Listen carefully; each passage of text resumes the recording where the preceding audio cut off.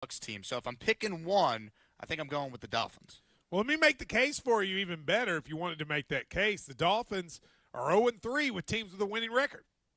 They haven't won a game all year. This has been my contention with them all season. Beat somebody good. Yeah, you can win 70-20 against a bad team, but go beat somebody good. Now, I'm not saying that the Raiders are good, but they have a better record than most people think.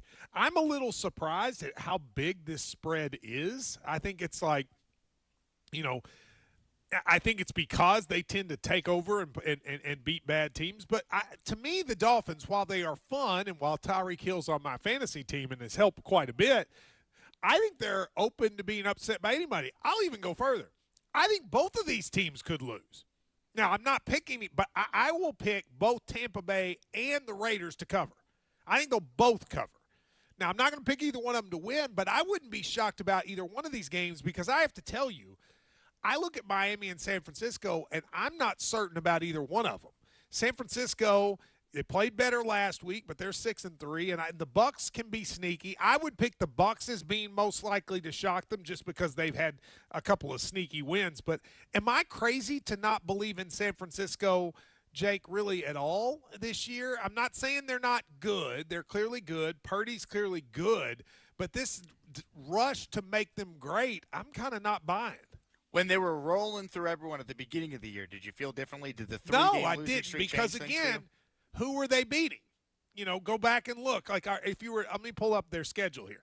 But when you go back now and you look at the beginning of the year, they beat a Steelers team that may be their most impressive win at the time. They beat the Rams, they beat the Giants, they beat the Cardinals. The Cowboys, that was a big one. But then they go lose to the Browns, they lose to the Vikings, they lose to the Bengals. Looked better against the Jags, but before that, if you just take out the Cowboys game, it's a pretty pedestrian string of games. So I don't know, Jake. I'm just not ready to, in honor of Herm Edwards, crown them yet. I think the problem is that's kind of the NFC in a nutshell, right? Like if you're not gonna if you're not believing in the Niners, I guess you would look to Philly and Detroit. Philly and Detroit don't have those kind of games. Right. It's very top heavy though. So I think the Niners, because of their pedigree, the fact that they've been to the Super Bowl with this core, this coach has done well at kind of maximizing the most out of his roster without having, Patrick Mahomes as his quarterback. We're talking about Jimmy G and, Brock Purdy. I think I have more faith in the Niners than you do because of that. With Miami though, I'm with you. Beat a good team, man. Seriously, beat a good football team. And it's not just this year. You go back to last year. It's been over a calendar year since the Dolphins have beaten a team with a winning record. So they're good. I just don't view them as a great team until I see them actually, as you said, beat a good team. All right, so let's go over this. Where would you, in your mind, with Brock Purdy, if I'm ranking starting quarterbacks on NFL teams 1-32, and let's not just say the ones that are healthy. Let's just say the ones in general, like your number one quarterback. Where do you think, without doing the math, Brock Purdy is? I think Purdy's probably in the 10 to 13 range without having to go through each name. I think he's a solid quarterback. I don't think he's elite, but I also don't. I also can't sit here and say he's not elite because it's such a small sample size. I think he's a lot worse than people think. And let me just give an example. Let's go through. If I'm saying to you for your future, who do you want to be your quarterback? Which you're going to take Tua, right? You're going to take Josh Allen. You're going to take Aaron Rodgers if he's healthy. Okay, so that's 3.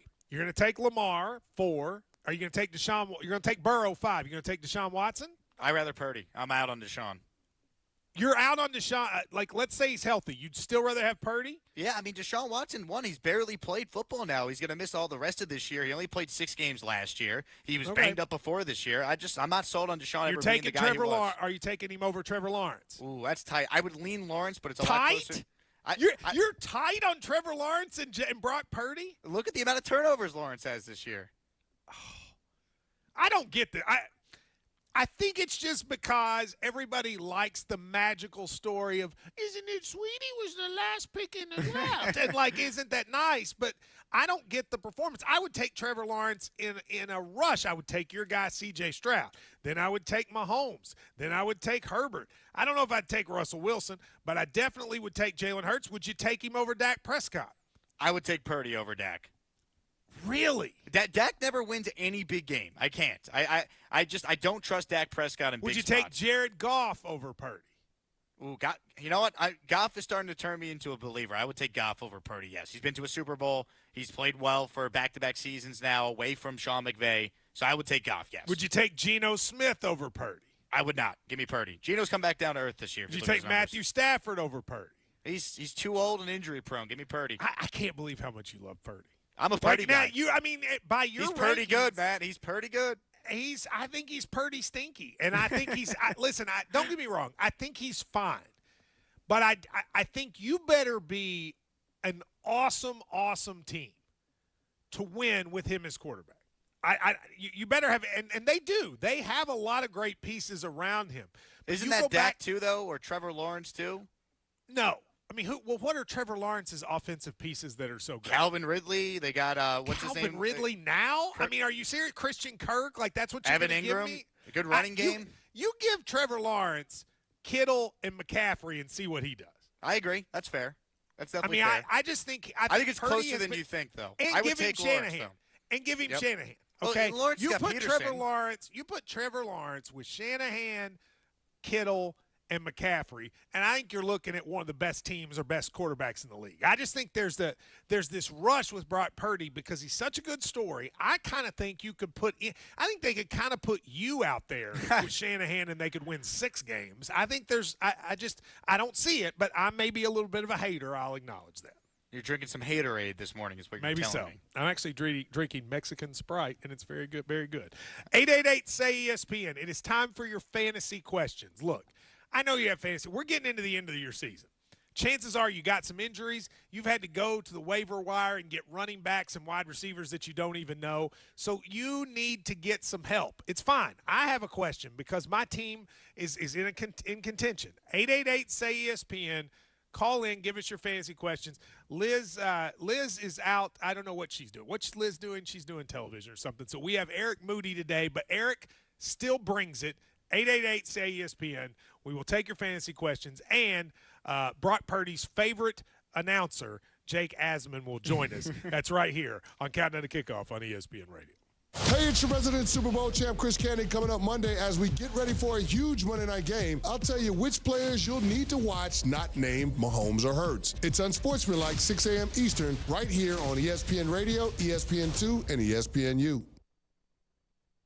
Individuals and businesses with tax problems, listen carefully. Do you feel like you're losing control of your finances? If you owe over $10,000 in back taxes or have unfiled tax returns, we can help you take back control. The IRS is the largest and most aggressive collection agency in the world, and they can seize your bank accounts, garnish your paycheck, close your business, and file criminal charges. Take control of your tax problem now by calling the experts at U.S. Tax Shield and take advantage of the Fresh Start program and new laws that may allow us to negotiate a settlement for the lowest amount possible. Our team of tax attorneys and enrolled agents can stop collections and get you protected so you can take control of your financial future. U.S. Tax Shield offers a price protection guaranteed quote to get you protected today. U.S. Tax Shield is A+ rated with the Better Business Bureau, so call now. 800-687-5192. That's 800-687-5192. U.S. Tax Shield. 800-687-5192. 97.7 ESPN The Zone. Built to win. Touchdown, Alabama! Built for championships. Throws intercepted, Alabama. Built by Bama. Alabama is still Alabama. The Crimson Tide play here. Roll Tide. As the Crimson Tide head to Atlanta to take on the Georgia Bulldogs for the SEC Championship on your home for Bama football. Listen to Alabama football all season long on 97.7 ESPN The Zone. This is an Alabama legacy moment. Former basketball player and Hall of Famer Charles Barkley is one of Alabama's most recognizable sports stars. Nicknamed the Round Mound of Rebound and Sir Charles, the Leeds native had a remarkable basketball career with the Auburn University Tigers before embarking on a career in the NBA.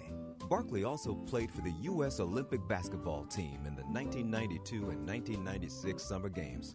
Since his retirement in 2000, Barkley has carved out a niche as a basketball analyst, author, and commentator on political and social issues. Since 2001, Auburn University, the Philadelphia 76ers, and the Phoenix Suns have retired Barkley's number 34 jersey. In 2006, Barkley was inducted into the Naismith Memorial Basketball Hall of Fame in Springfield, Massachusetts. Sponsored by the Alabama Bicentennial Commission, the ADA, and this station. What does it mean to be a part of the Southeastern Conference? That you scheduled your wedding and even your child's birth around your school's game? Of course. But it means more than that. It means you're home to hundreds of Fulbright, Truman, Goldwater, and Rhodes Scholars. It means starting out as the birthplace of American public higher education, and now leading the way in unmanned spacecraft. This is the SEC. And here, just WCZN, Union Grove, Huntsville, Alabama. 97.7 ESPN, The Zone. This is SportsCenter.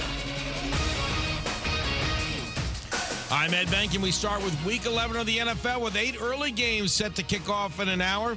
The Chargers and Packers will do battle in Lambeau. LA will have receiver Keenan Allen. He is active despite a shoulder injury. However, fellow Chargers wideout Jalen Guyton is inactive. In Washington, Commanders running back Antonio Gibson is out and will not play against the Giants.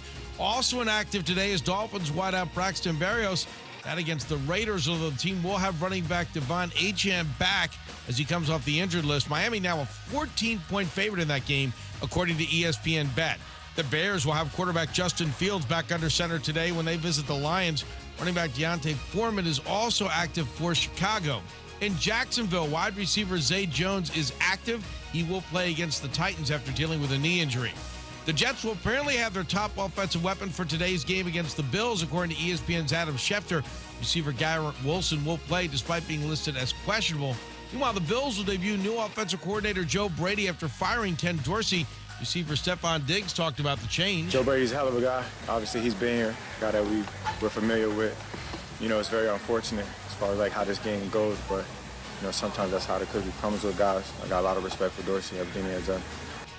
That game can be heard on select ESPN radio outlets. In college football, another coaching change. Syracuse has fired Dino Babers.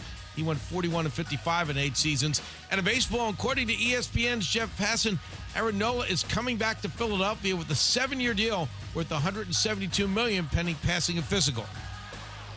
Think O'Reilly Auto Parts for all your car care needs. They're close, convenient, and have the parts you need fast, along with excellent customer service from professional parts people you can trust. Stop by your local O'Reilly Auto Parts today or visit O'ReillyAuto.com. 97.7 ESPN, The Zone.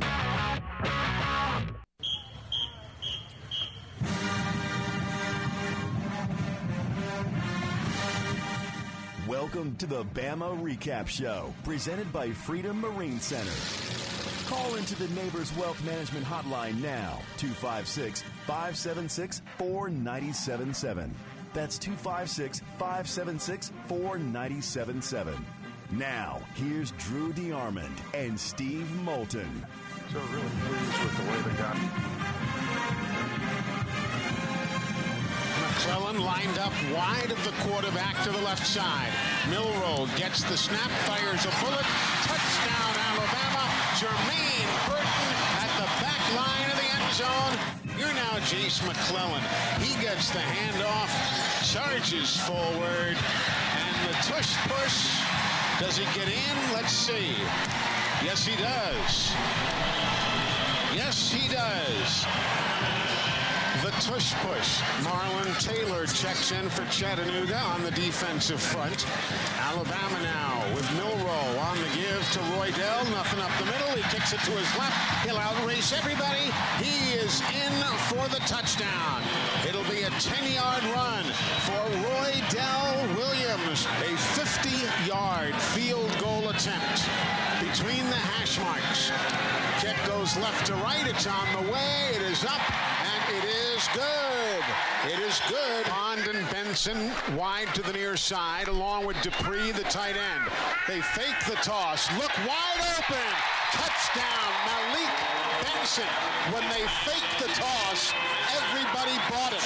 Next thing you know, leaks alone for a 20-yard touchdown reception. Here's the give again. Justice Haynes, left side. He's got running room. He's running it to the goal line. Touchdown, Alabama. Justice Haynes, 33 yards, as Alabama takes it by a final of 66-10. Those are the words there from Eli Gold, courtesy of Learfield.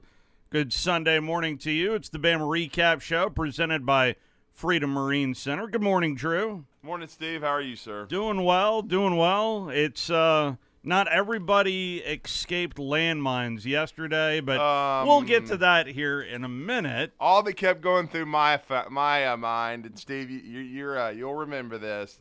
I remember paying $40 or whatever it was to watch Alabama in 2003 get Michael the Burner Turner. And that's what that reminded me of. Same coach. Yeah. Watching number 22 run wild, and that's what just went through my head. Well, how about we first-year coach, just like at Auburn. It's true. You know, a lot of similarities. I really thought, taking a look back, and I watched it again this morning, Bama had some struggles running right out of the gate. They did, but that's no surprise. They've had, issues in several games getting hats on hats and starting to get movement. They threw the ball exceptionally well. They did. Milroe was pinpoint accurate. He did a really nice job. He missed one throw where I don't know if it slipped out of his hand. I'm not sure. He had Isaiah Bond, open on the sidelines for a first down, and it was just a deal where it short hopped. But other than that, I thought he was really sharp. And because of the situation with his hip, I figured they didn't want to run him very much. Yeah. Just work on the pocket, work on the timing of the passing game. And, I asked Milroe this, right off the top, like, were y'all trying to get Burton back involved because, he took the week off because of being sick, and they got Burton rolling early. I mean, he had 103 in the first quarter, basically. Yeah. Now, they didn't really target him after that, but you're just trying to get him lathered up because he has been the dude, he and Bond, of that group. But I like what I'm seeing out of Malik Benson. He's continued to get better, I think, and give them another option. They got Nye Black involved, so I just think they're getting better, man. I mean, it wasn't pretty at times. At times they didn't stop the run really good. I thought the D-line didn't play as well as they'd been playing. But boy, that explosive run for a touchdown for the Mocs was a gasher. It was a 40-yarder, and they gave up another long pass where I think they missed that they miscommunicated, and there was a blown assignment. There hadn't been as many of those wild turkey moments this year, not nearly as many as there had been in the previous years, but I thought they did. Coach Saban kind of referenced it in the post game. He said, he thought they dropped intensity maybe for a series, and it's tough. It really is. But I will say this: that trumps all of what we just talked about, and this could be huge in the Iron Bowl, and it could be huge against them dogs. Is Alabama found a punt returner? I was going to get to that. But and I've got a story for this show. We'll talk about it later. It's one of the epic ones in the press box history now. Oh, boy. We talked about it all the way home. Fireside chat. Here we go. This is going to be a good one. With Drew DeArmond. But before we get to that, the one thing that infuriated me, and I can't imagine from your perspective, targeting. Well, look, man. We all saw it right as soon as it happened when he got the sack. And listen, I was rooting for Schomburg, a local kid from Sparkman High School. Yeah, I mean, let me give a shout-out first for that. I'm glad you mentioned that. I got to give a shout-out because I had not double-checked the roster. I got to give a shout-out to Chad Guathney, our wizard producer, streamer. Everything. Wear 1,000 hats. Yeah. I mean, what all he does. Happy birthday, Chad. Yeah. By the way, there you go. Happy birthday to Chad. I hope he's having a good day today. But no, he tweeted that out like immediately because I had not checked it. And then it kind of jarred my memory. I guess he had played for LaRon, and it just was one of those things a few years ago. He's a redshirt freshman. I had forgot about that, but and again, he wasn't their starter. I mean, no, he was the backup. Yeah, they played their backup, and I thought he did a pretty nice job. I mean, he did throw a pick to Christian Story, but I thought he was poised. I thought he stayed in the pocket, and that was a pretty cool story. That was a better read for Story than it was. I thought it was a decent pass. Yeah, by Schomburg. It may have been a little late, maybe a half second late, but it was a good break on the ball by Christian Story to pick it off right before he went out of bounds. I mean, he got a foot in and got the turnover. So, but again, targeting. Oh my God. Well, I mean, the difference in this one in Dallas Turner's is I did think that Braswell went too high. I mean, because especially when I watched the replay, I wanted to see the replay. Yeah. Their helmets hit helmet to helmet. Yes. But because as soon as that happens, they're going to call it pretty much every time. If you see a defender's face mask going down, that's usually the tell. And it did, but it just I mean, I hate the rule, okay? I hate it. I don't even know why they have it because it's just like another one I hate. I was watching a game, and I think it was Florida and Missouri. Yeah. And I'll just say this for the Gators. Here's what the Gators are. And I told this to two of my good Gator friends. The Gators are Mike Shula, Alabama. Oh, wow. They find ways to lose. It's 4th and 17, Steve. How are you not dropping and finding and triple teaming Luther Burden? How is he open? I mean, how is that possible? And, I mean, and to me, they didn't send enough pressure. They've got to send at least 2 or 3 guys. But my goodness, and I guess they tried to rush 4, but I'm talking about maybe blitz 1 or 2 to make him get rid of it quicker. But how can you not drop and have all these receivers blanketed? How does somebody get wide open? And what a good friend Mark McLeod told me is he said they have averaged on, especially in the back end, 2 to 3 missed assignments. He goes, that's what's been happening is guys just blowing assignments. And because they had Missouri beat. They did. They were going to win the game 31-30 with a backup quarterback and Max Brown, who did a great job, I thought. Because I'll be honest, as soon as I saw the play, Steve, because I got home in enough time to be watching that game, I had a feeling that Mertz broke his collarbone because of the kind of hit he took. And I was like, oh, no, this is a disaster. And then they got up off the mat. They played well. They had a chance to win. And they once again, they find ways to lose. This Gator team just finds ways to lose. They just don't close games out. And you remember Shula's teams were the same way. First and 2, and you can't find a way to win because you're such a pathetic head coach. I was about to say 1st and 2, but I mean, hopefully Billy will get past it. But I mean, he needs some dudes. But he does. This is his first year, and the Shula got 4 years. But I mean, again, that's what I just kept thinking. I was like, that's ridiculous. But what I was going to say, to go back to my point, Kelby Collins, who's from Gardendale, from here, went to Florida. One of their defensive linemen, he got called for roughing the passer because he tapped the guy in the head. He was just reaching, trying to deflect the ball, and he hit. How is that a flag? That's inadvertent contact. That shouldn't even be a flag. No.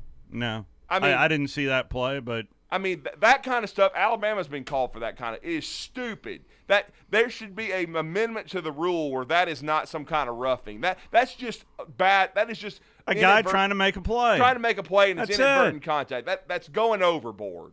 Okay? It's just like how stupid it was when they first put targeting in 10 years ago, and they would call targeting, review it, Steve, and overturn it, and then still give you a 15-yard penalty. Yeah. How stupid is that? And so they ended up, amending that rule. They need to amend this one. Yeah. And then, but what I will say with Braswell, and I felt bad because it was his senior day. Yeah. But I think another silver lining, just like finding a punt returner, is Quandarius Robinson got to play a lot, and he's a good player, and he got a lot of reps in the game. But as soon as I saw the replay, I knew Braswell was done because, again, like Coach Saban said, they're trying to harp on guys and how to do it, but I just thought he went too high. I mean, I was just like, he just went way too high. He should have gone through the guy, and he just went way, way too high. All right, so you've gone there plenty. So Kool-Aid – done. No more. But as soon as I saw Nick Saban go over and talk to him right after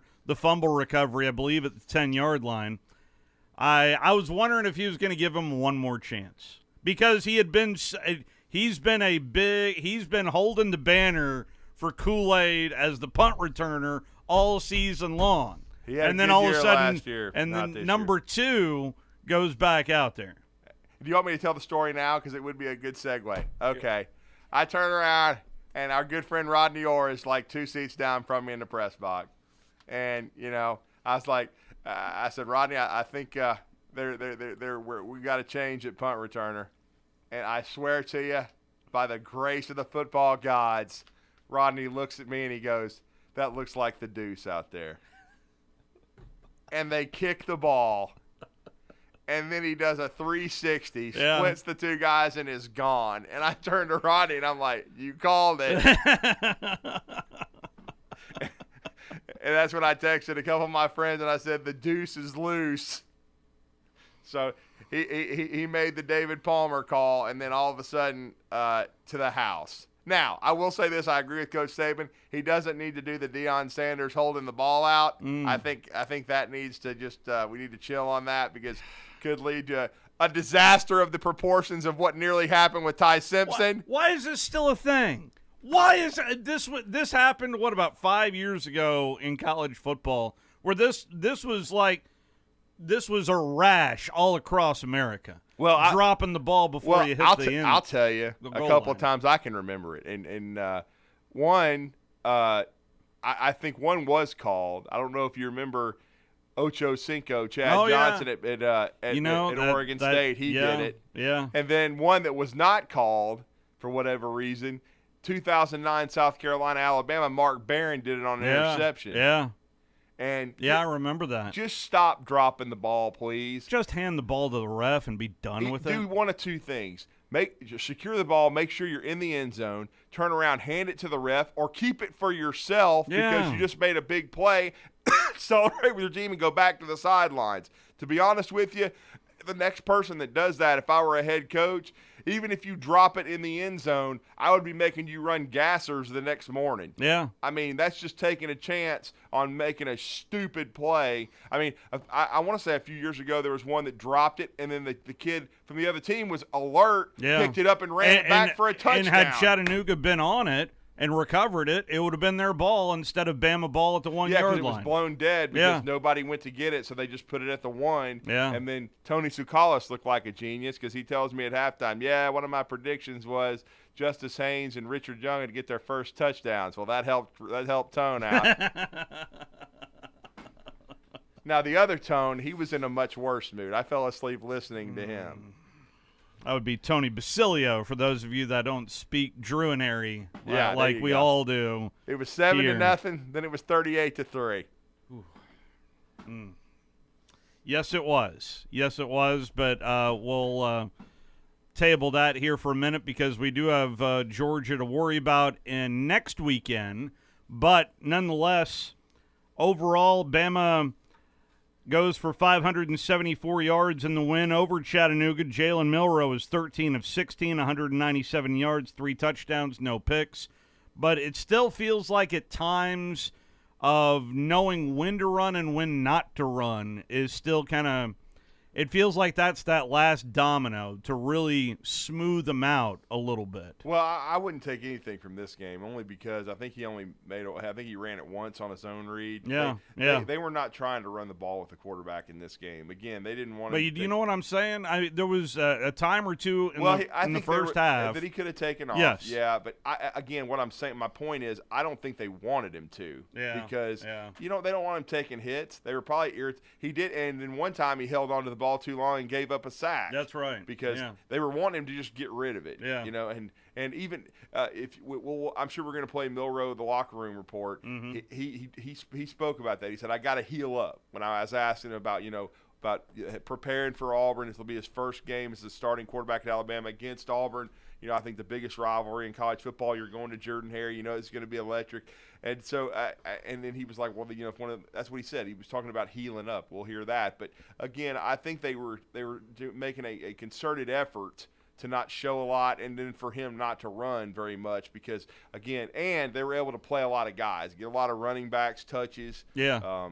Get Justice Haynes and Jam Miller touches. And so I just think they didn't show a lot in the game plan. I don't know how many new wrinkles they'll have for Auburn, but certainly you want to save the bullets, so to speak, to me. And when in a game like that, you don't want Milroe taking hits. You don't want him running a lot. Yeah. And you want your O-line to continue to gel. And I thought even with all that, even with a slow start in the run, Steve, they got 300 yards rushing. That's right. Yeah. Because and this is a Chattanooga team that was 7-3. They're not a bad Chattanooga team. They're a playoff team. Did they get in the playoffs? I know they were. I was reading. Because they were, and I think that's why they held their quarterback out, honestly, Yeah. because they know that they're probably going to be on the road and probably going to be. They were hoping to be for the first time since like 2016 in the FCS playoffs, because they finished 6-2 in the SoCon.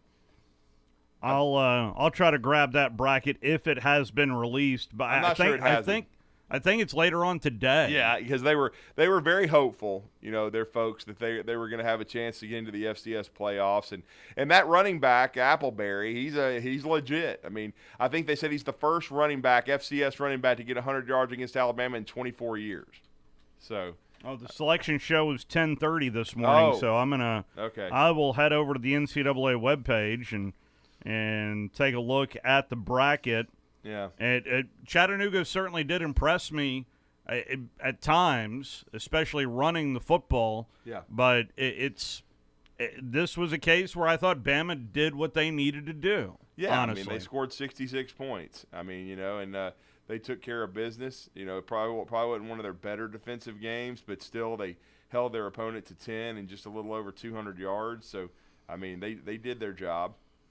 They did indeed. We'll hear from Coach Nick Saban. The bracket, by the way, for the FCS still not released at the moment from the NCAA. So just well, it may just be still probably finishing up a little bit. Maybe, I don't know. Maybe. Yeah. We'll hear from Coach Saban. As always, our Bama Recap Show presented by Freedom Marine Center.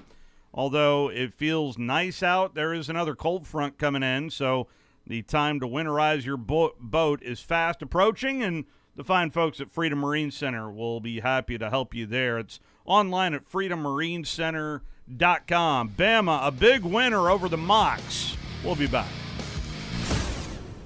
Log on today, 977ESPN.com.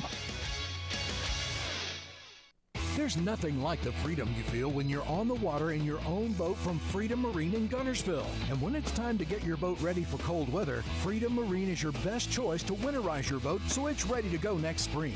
If you've been thinking about a new boat, Freedom Marine has a great selection on sale now with some of the biggest discounts they've had in a decade. For new and used boats, outboard sales, financing, service, and parts, it's Freedom Marine. Highway 431 in Guntersville and online at freedommarincenter.com.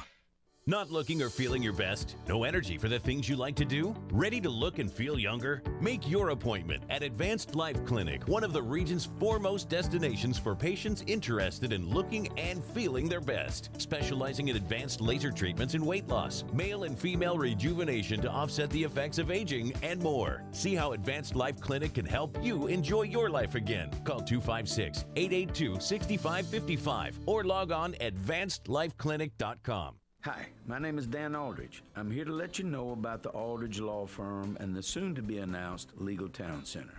I've been practicing law in Alabama since 1984, and I also practice in Tennessee. And I'm from North Alabama, and I'm here to represent you and take care of your legal needs. For many of us, hiring an attorney is not high on the priority list, and maybe a little scary. But it's something that we all need at some point. So by all means, do your homework. And if you need representation for car accident, wrongful death, medical malpractice, nursing home abuse, or estate planning, or any other matter, just give us a call at 256-534-3188. And you can email me at Dan, that is Dan at danaldridgelaw.com. Dan at danaldridgelaw.com. God bless America. No representation is made that the quality of legal services to be performed is greater than the quality of legal services performed by other lawyers. Hi, this is Wes Neighbors. I'm here with Sam Fleming with Fleming Roofing and Restoration. Sam, tell the folks about Fleming Roofing and Restoration. Hey Wes, our company Fleming Roofing and Restoration specializes in commercial and residential roofing and repairs.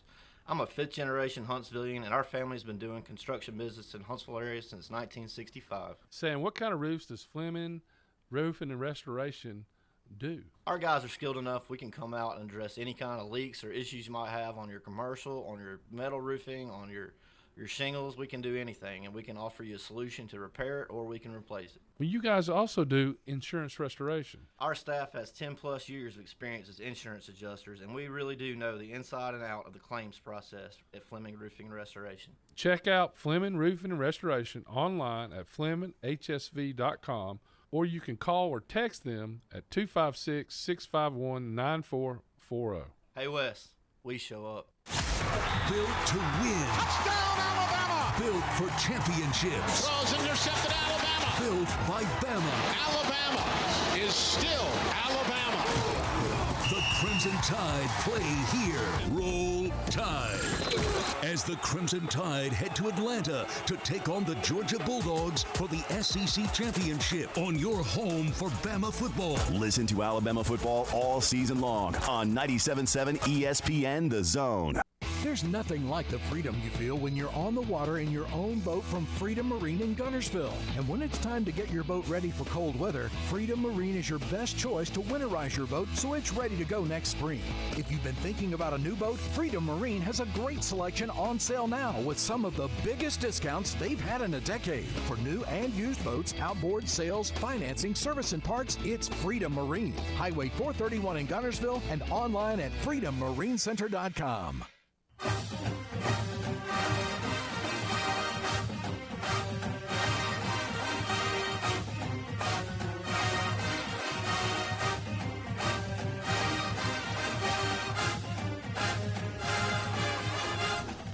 It is the Bama Recap Show presented by Freedom Marine Center. Certainly your phone calls are welcome at 256-576-4977. Brandon, hang on a second for me. We're going to hear from Nick Saban as well as Jalen Milroe for our locker room report. Bama a winner, 66-10. So really pleased with the way the guys, came out and, played today. These are the kind of games that you really want to maintain your intensity, kind of keep trying to improve, trying to get better.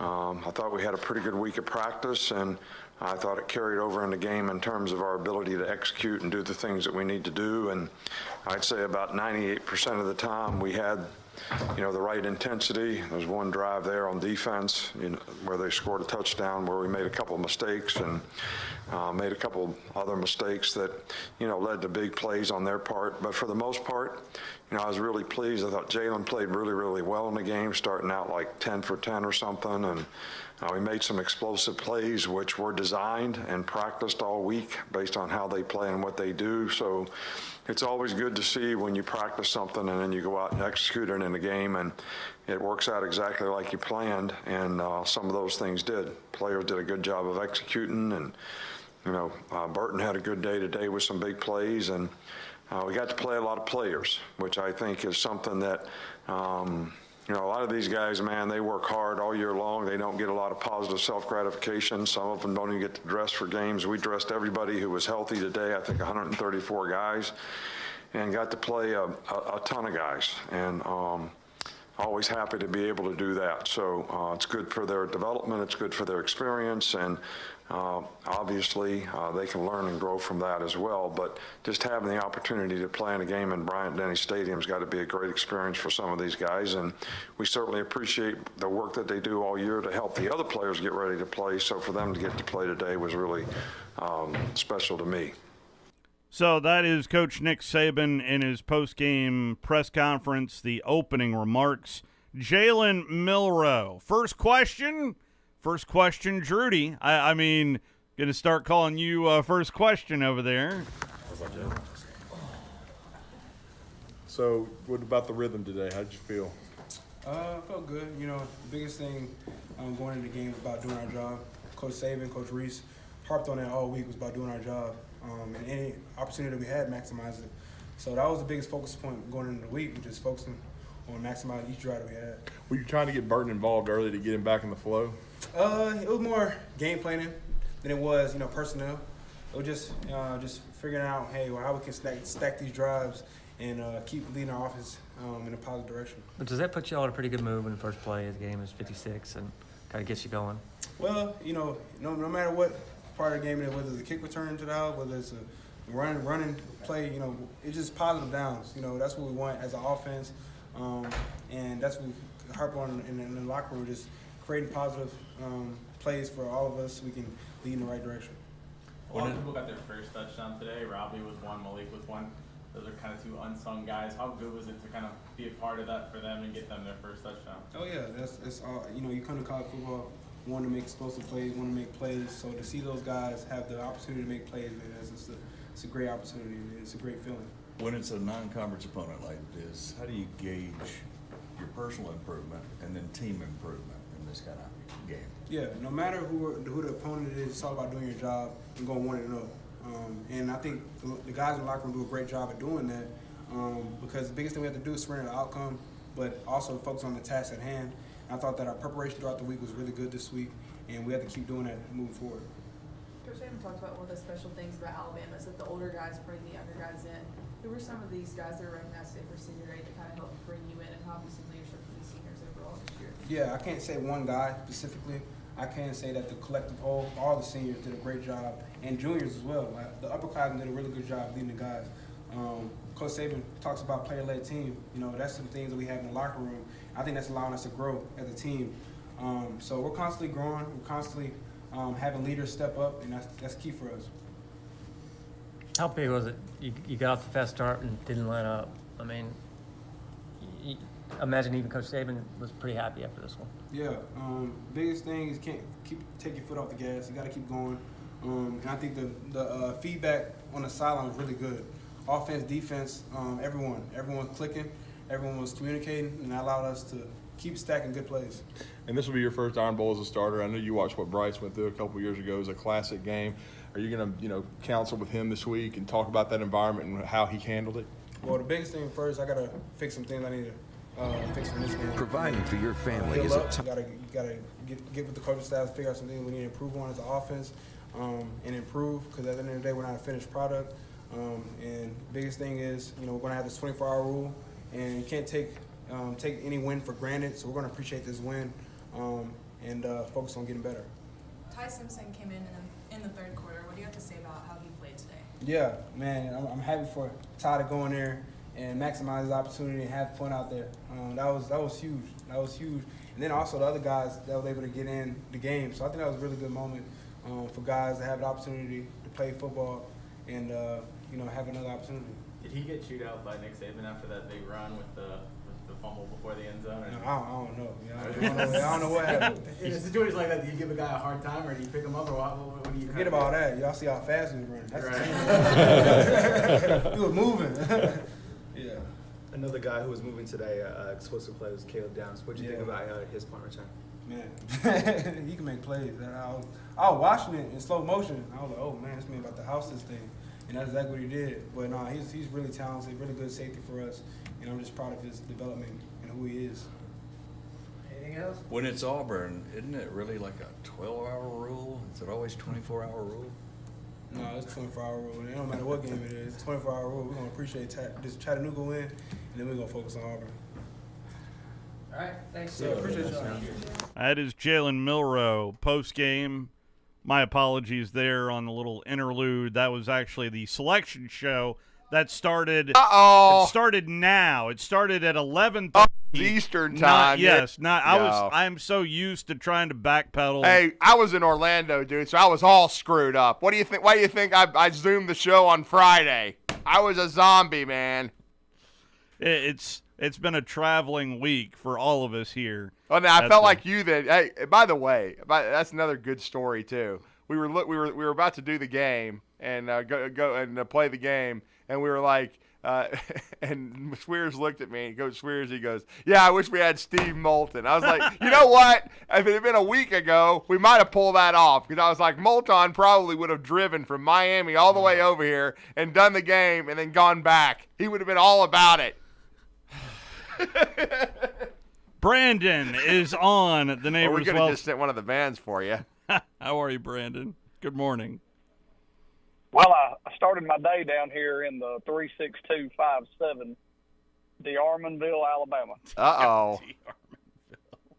Yeah, right out here outside Anniston and Chocolaca. I started to go around knocking on doors going, hello,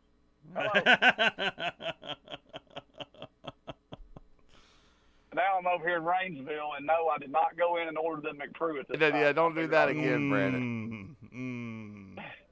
That was some great stuff. I really wanted to bad, but I figured they might get involved. By the way, though, you are in the epicenter of high school football in the state of Alabama right now. Oh, you go buy all them signs, but they proud of it. They got signs in Fife. They got them Rainsville. They've got them everywhere. They are not playing around when it comes to letting you know. That's like the one over in Fife talks about their FFA string band national championship. They don't leave nobody out. So I'm all about that. Rip you people when you get the chance. Well, what were your takeaways from the game yesterday, Brandon?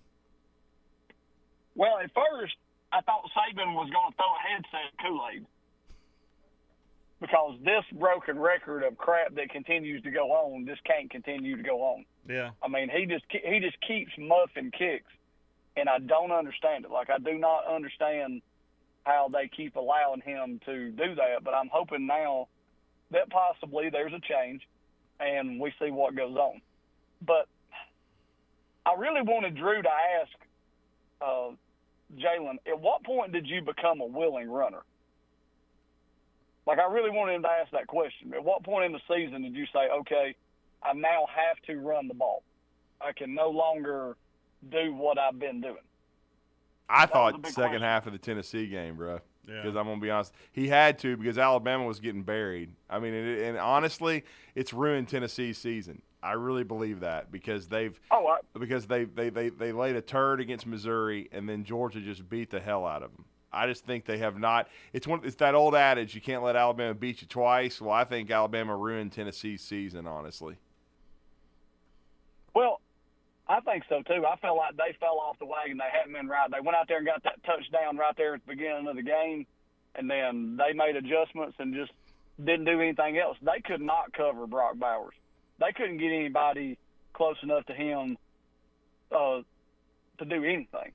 It was like he was invisible out there. He just ran through them. I watched that game, and I just with Alabama next week, especially after what happened to Auburn, my God, I wonder what we're going to get in a game next week. I'm hoping we're going to get some real cheap tickets. I got people that's going to want to go. I'm hoping the Auburn faithful's like, screw it, we're done. Here's our tickets. You can have them. Go down there and take that place over. That'd be what would be really nice for it to be a sea of red. It's still an Iron Bowl though, Brandon. I mean, they're gonna throw all their eggs into the basket, man. Yeah, this is their Super Bowl. Yeah, it always is. And y'all were talking about people dropping the ball. I remember Mecole Hardman done that. Yeah, that's right. Yeah. Yeah, and that was a highlight. They talked about that all weekend on SEC Final about you can't do this, and apparently nobody learned from when he done it that time. Because correct me if I'm wrong, did they recover that ball that time, or did the other team get it? I thought the other team. Talking about the Nico. Yeah, I think the other team got that ball. I thought it was recovered by. Yeah, I'm trying to remember the exact game, but I remember that drop in particular. I want to say the other team did recover it.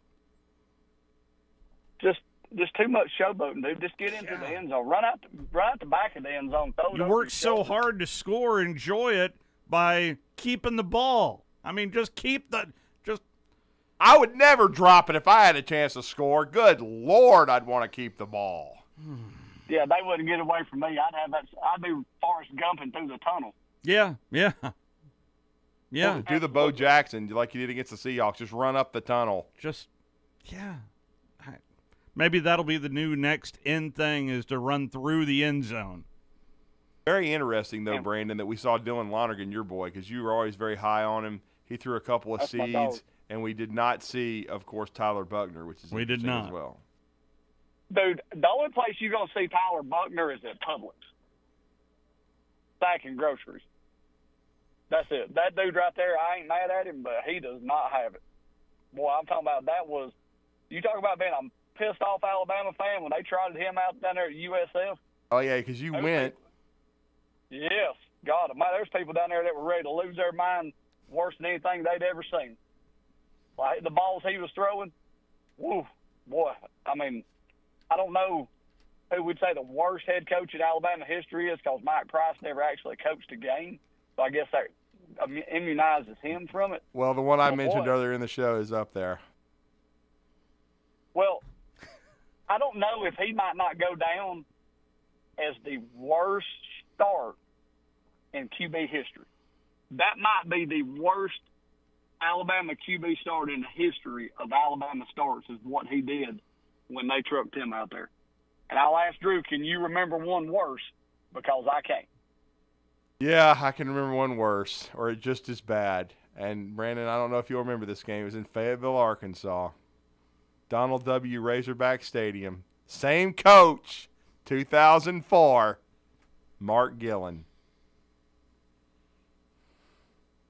I had hoped that in my life I would have forgotten about that guy, but Drew just raised him from the dead. Wow. Yeah, I didn't. Yeah, that was a. You're welcome, Brandon. You're welcome. I can hear it in your voice of the sheer pleasure hearing that. Man, it's like when you say something dumb, and then somebody else says something. You know, this. No, I got you. I got you. And they say something dumber, and you just look at them, and you're like, okay, well, you got me. I didn't think anybody could get me on that one. Like, I thought that Tyler Buckner would be just, I mean, the turd at the top of the punch bowl. But Drew got us on that one. I mean, they're 1 and 1A. Well, there was no doubt after the game that you attended there at South Florida how many people wanted a certain quarterback to be the starting quarterback after that game.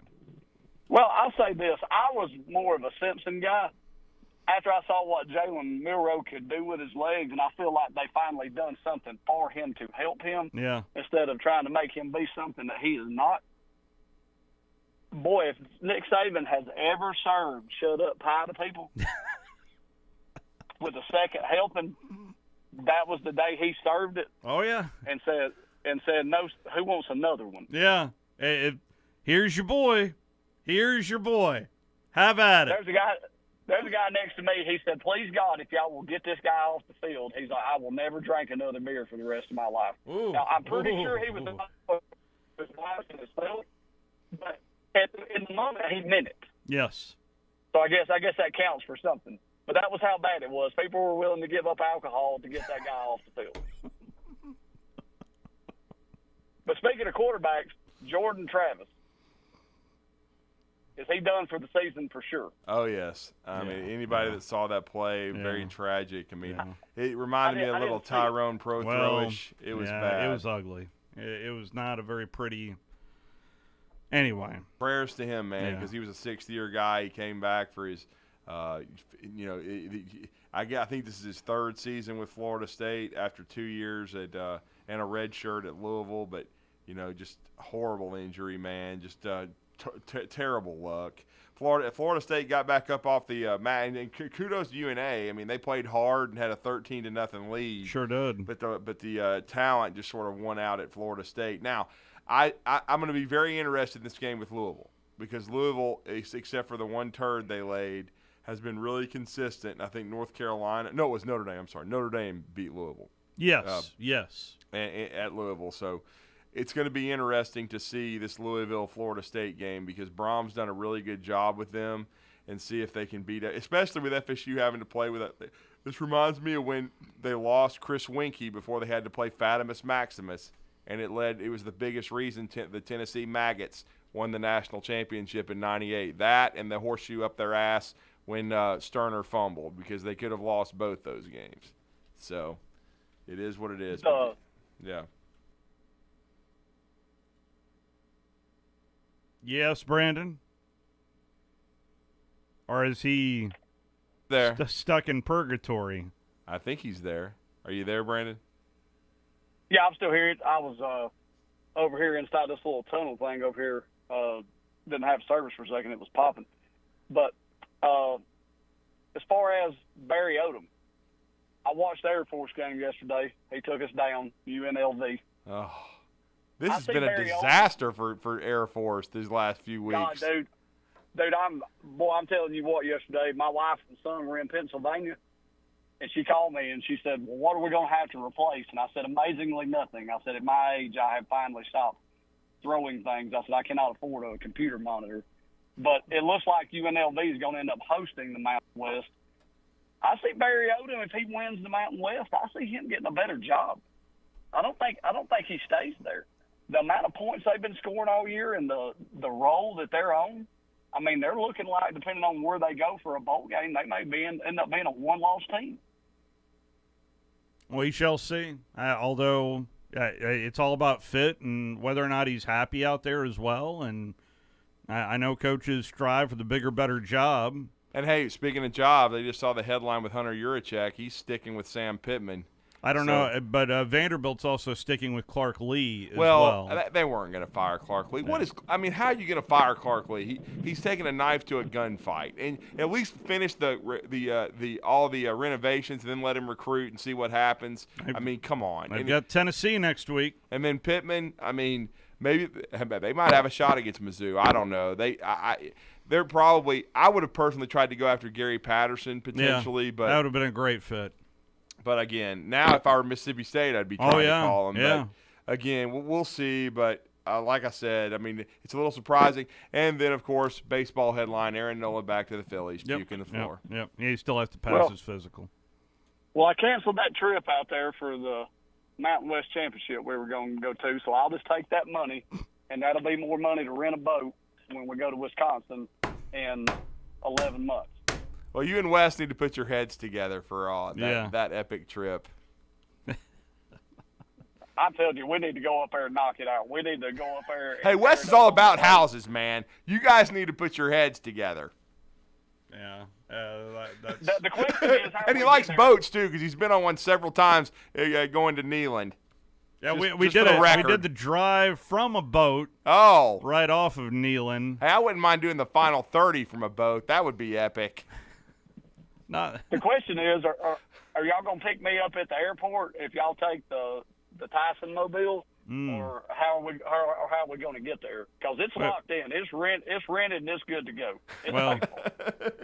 We'll figure that out. We got a couple of months to figure that out, Brandon.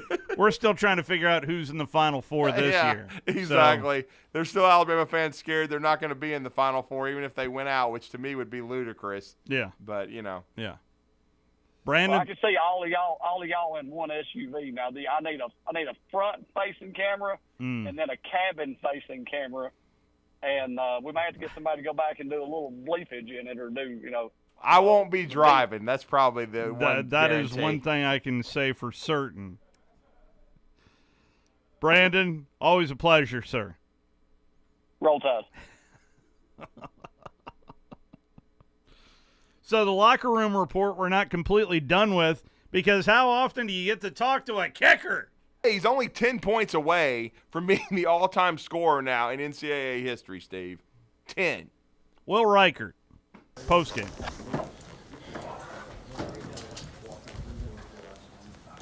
Yeah, it was surreal. Still kind of soaking it in. I've been blessed to play here for so long. At some point the time is going to come, and it was today, but I'm blessed to play here for so long. Still kind of soaking it in. Did you make any adjustments after the LSU game? What did you think about it? Because you've only missed 2 kicks all year, so. Yeah, not really. Just kind of being who I am. I have a lot of trust in my technique. Both those kicks just pushed my hips right, went right, but watched the film and kind of been practicing the last couple of weeks and getting it fixed. So hopefully we can continue to make some kicks. A lot of fans are big Will Reichert fans. What is it like getting that support and for you hearing that? Yeah, it's awesome. I love it. Try to, sign as much stuff as I can, say hello to as many people as I can. But I really appreciate the fan support for sure. Is there a Bryant Denny memory you're going to remember the most? I don't know. That's a hard one. Probably either my first kick in Bryant Denny, my freshman year, or the tackle last year in the Iron Bowl was pretty cool. I like that one. What is it like getting ready for, we talk about Iron Bowl now, officially for kickers? I mean, you guys are competitive as anybody. What is that like? Is it different or same as every other position? Yeah, I mean, we're going to do the 24-hour rule and try to enjoy this one as much as we can. It was our last home game. A lot of us seniors really want to go out the right way and, not just win the game but dominate. So we're going to enjoy this one. We'll kind of flip the book tomorrow. But in past years, it's just like any other game. It's a rivalry game, but still got to try to do our job as best possible. That's what it boils down to. Will, did you have any thoughts about two of your predecessors being honorary captains today, Van and Lee Kitchen? Yeah, I honestly didn't even notice. I was so locked in. I didn't even notice until they kind of gave them the ovation in the first, second quarter, something like that. I didn't get a chance to speak to them, but obviously they were very successful here and really good kickers as well. And what's it been like? It's been 5 fast years. It goes by quickly, but having the support of your mother, now your wife, and your grandfather and your family throughout your career. Yeah, it's been awesome. They've been there every step of the way. Couldn't ask for a better support system. Will, you've been a part of several different teams here at Alabama during your career. What's different about this team? I think we're so together. We really care about winning, and a lot of people were talking a little bit of stuff at the beginning of the season, and we just we were already together, but we just came together even more. And I think that's the special thing about this team is that everybody's ready to step up and everybody's ready to make that play. That is Will Reichert. Of course, the kicker is going to mention a tackle, although, I think we all remember that tackle in the Iron Bowl. I could have asked about the kick against Georgia and Bryant Denny that at the end of the half that cut into the lead that I thought kind of jump-started the whole season for Alabama in that second half, and then he didn't miss a kick that year and somehow didn't win the Lou Groza Award. How you win the national championship and don't miss a kick and you don't win the award, hell, I don't know, but he didn't. All right, we're going to take a look around the SEC right after our final timeout. Get ready. We'll be back. There's nothing like the freedom you feel when you're on the water in your own boat from Freedom Marine in Guntersville. And when it's time to get your boat ready for cold weather, Freedom Marine is your best choice to winterize your boat so it's ready to go next spring. If you've been thinking about a new boat, Freedom Marine has a great selection on sale now with some of the biggest discounts they've had in a decade. For new and used boats, outboard sales, financing, service and parts, it's Freedom Marine. Highway 431 in Guntersville and online at freedommarincenter.com. The kitchen is the heart of any home. It's where the family gathers. It's where kids discover old recipes and make them their own. Just starting out or just now getting started on the dream kitchen you've always wanted? I'm Chris Haygood, and from all of us here at Bob Wallace Appliance to the home builders and the homeowners of the Huntsville area, a heartfelt thank you for buying local. We're in Huntsville, Florence, and Coleman, and online at bobwallaceappliance.com. Hey folks, this is Arthur Seaton, Managing Partner at University Kia, proudly saying, Roll Tide and War Eagle. Stop into University Kia today and shop one of the area's largest selection of new Kias, including Fortes, Seltos, Telluride, and Popular Carnival, and fully electric EV6. View all the great specials at universitykia.com and get pre-approved in minutes so you can drive home your new Kia you really want, because we want to see you in a University Kia.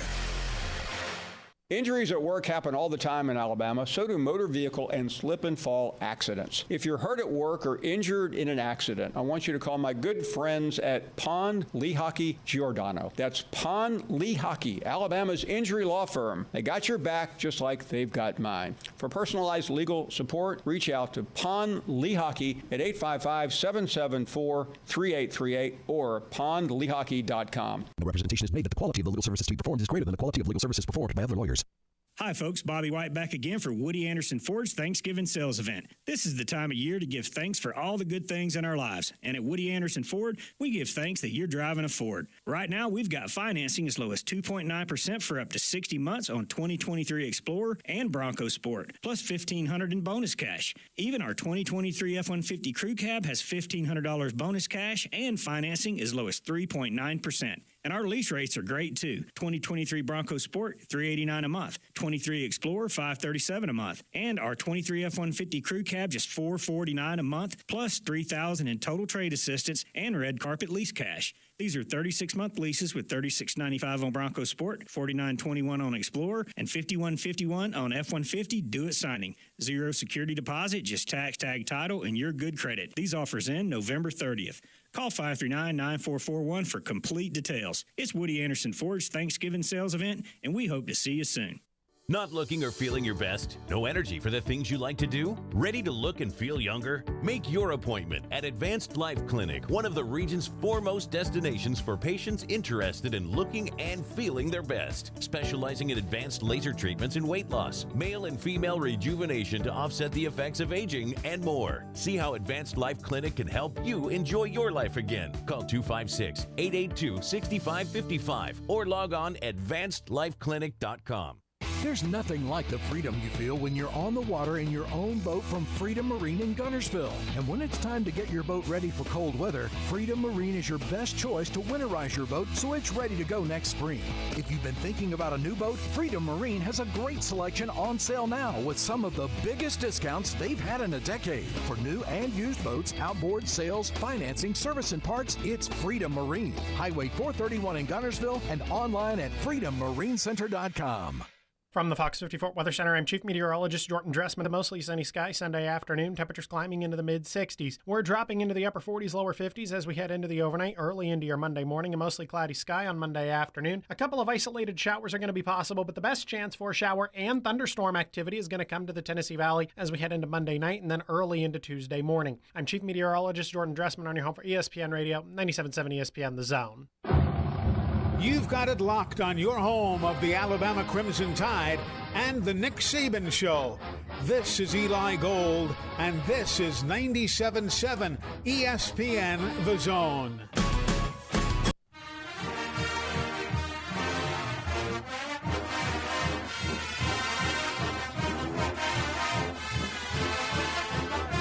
Company, their first FCS playoff appearance. That's a little bit of the FCS selection show. Gardner Webb and Mercer will square off, and their prize, the winner of that one gets South Dakota State. Oh, boy. Undefeated South Dakota State. Still waiting to see whether or not the Mocs of UTC have made the cut there, as that is live going on as we speak. But it is Iron Bowl week, and I'm sure after back-to-back SEC wins on the road, they were not expecting what happened yesterday. I don't think anybody was expecting what we saw out of Jerry Kill's bunch down on the plains. That was not a fluke. 31-10 was the final score, and just like when Northern Illinois beat Alabama, it was not a fluke. I mean, it was just from the opening drive, they were able to control the clock. I think they had over 35 minutes time of possession, Steve. I'll look that up. At 38 minutes and 50 seconds to be exact. Yeah. A total of 414 yards of total offense, 201 through the air, 213 on the ground.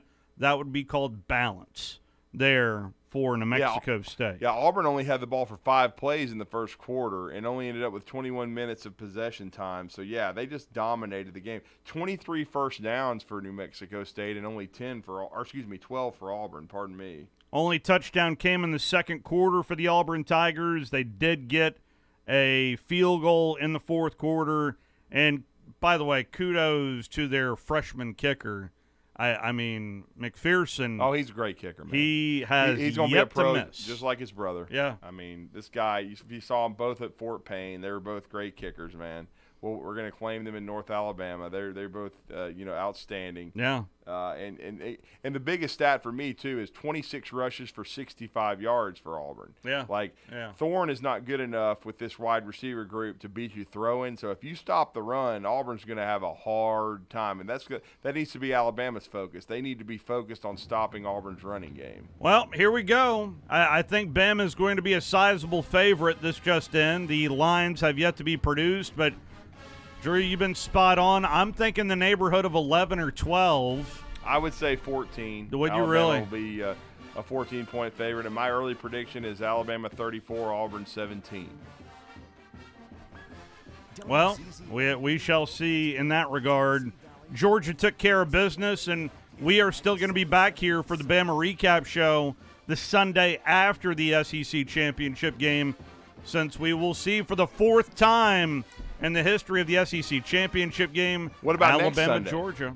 Oh, yeah. After Auburn as well. Yeah, So well, we'll be here next Sunday. We got at least 2 more of these, and we're going to see what happens. And Alabama's going to have their shoot their shot. I keep saying, and I know teams didn't lose again yesterday, but I still think if Alabama can get to 12-1 and you beat a Georgia team that I'm calling, they're going to drill Georgia Tech. They're going to be on a 29-game winning streak. That win is going to trump a lot of things. Now, if Alabama doesn't win, they're not in regardless. Yeah. Alabama has to win. But I just think right now, with you have that carrot hanging there with how good Georgia's been, and they have been extremely dominant. If Alabama can win that game in Atlanta in Georgia's backyard, that's going to make a huge statement to the committee. But they got to beat Auburn first to stay in the race. That'll do it for the Bama Recap Show, presented by Freedom Marine Center. You can head over to their showroom there, right next to the Tennessee River, or you could just log on online at freedommarincenter.com. We'll be back here next Sunday to unpack the 86th Iron Bowl coming up on Saturday. Roll Tide, everybody.